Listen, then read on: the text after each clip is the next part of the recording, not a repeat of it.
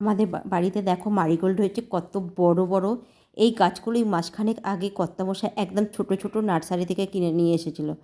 নিয়ে নিজে দুবেলা করে যত্ন করে আজ এত বড় বড় ফুল ফুটেছে। এখন আমাকে সবসময় বলছে কী গো, গাছ লাগাই বলে তো সবসময় বলো, এখন দেখো ফুলগুলো কত সুন্দর ফুটেছে।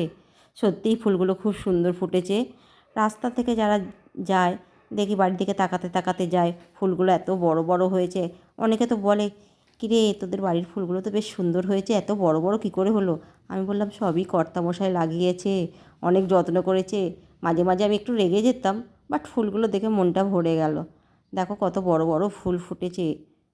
এখনও তো মাঝে মাঝে বাবুও বলে, মাম্মাম দেখো তুমি পাপাকে বকতে না, দেখো ফুলগুলো কত বড় হয়েছে, সুন্দর হয়েছে, দেখতে দারুণ লাগছে।